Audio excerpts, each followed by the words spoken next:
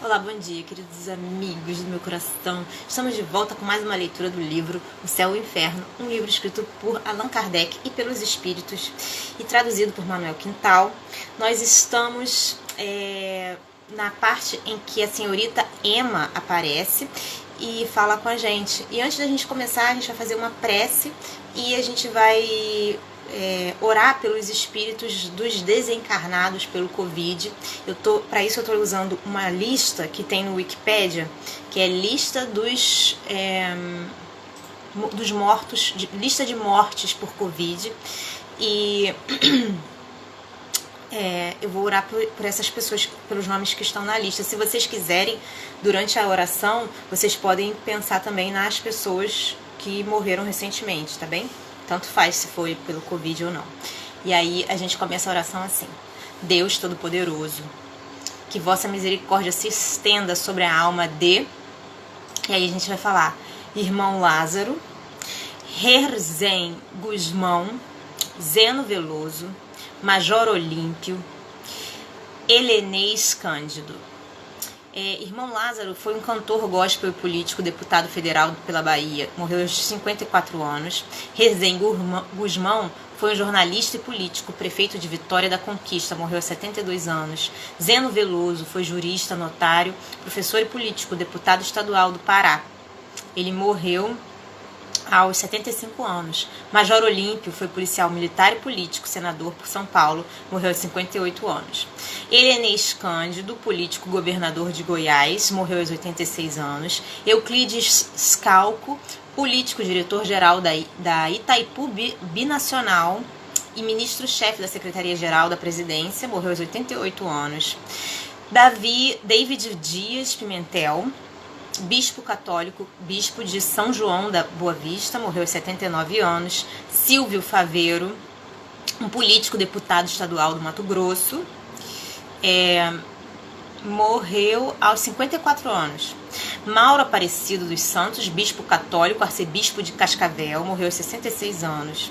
José Carlos da Silva Júnior, político, senador pela Paraíba, morreu aos 94 anos. Rui Scarpino, técnico de futebol, morreu aos 59 anos.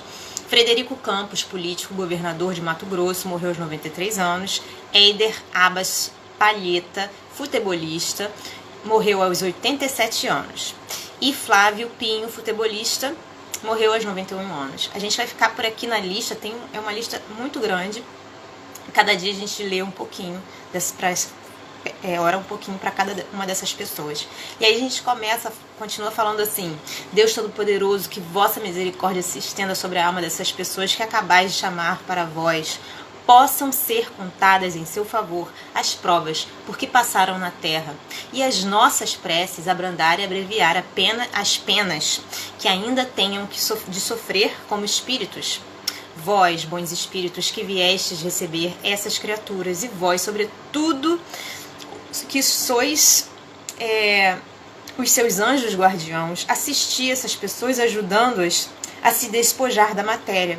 Dai-lhes a luz necessária e a consciência de si mesmas, a fim de se livrarem da perturbação que acompanha a passagem da vida corporal para a vida espiritual.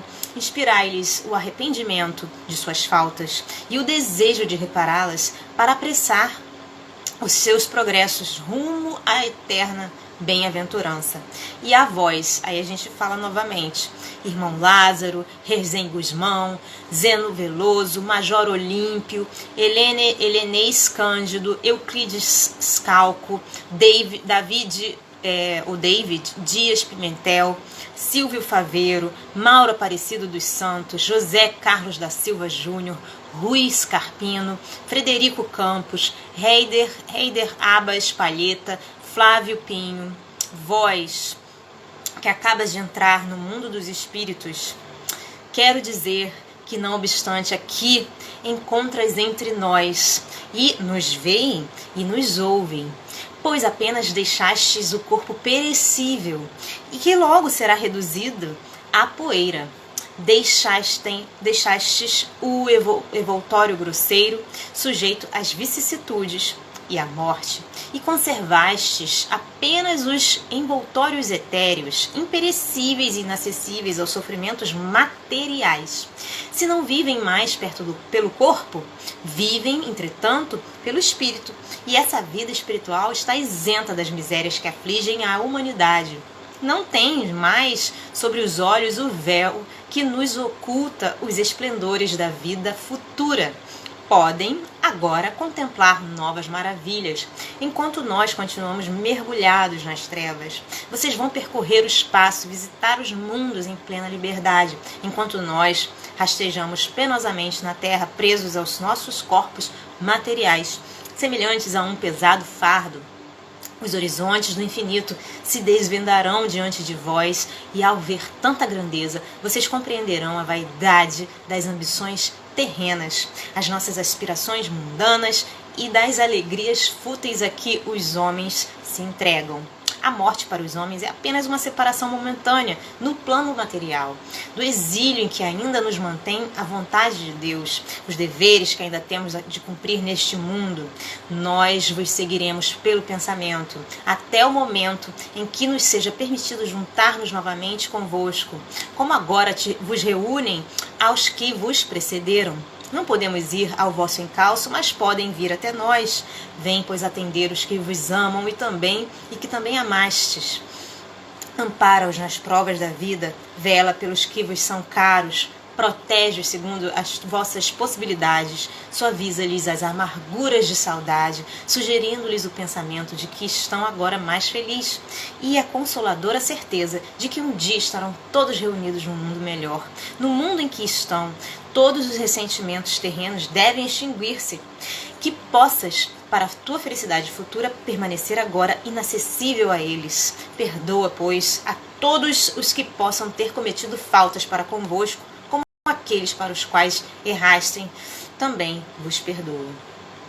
Bom, gente, essa é a oração, e a gente vai continuar nossa leitura do livro O Céu e o Inferno, né? E a senhorita Emma chega. E aí o livro narra o seguinte: em consequência de acidentes causados por fogo, faleceu esta donzela após cruéis sofrimentos. Alguém se propusera solicitar a sua evocação na Sociedade Espírita de Paris quando ela se apresentou espontaneamente a 31 de julho de 1863, pouco tempo depois da morte. E aí a senhorita Emma fala, e o nome dela está em nota aqui, que é senhorita Emma Livre. E ela diz o seguinte: eis-me aqui ainda no cenário do mundo. Eu me julgava sepultada para sempre no véu de inocência e de juventude. Salvar-me-ia o fogo da terra do fogo do inferno. Assim o pensava eu na minha fé católica.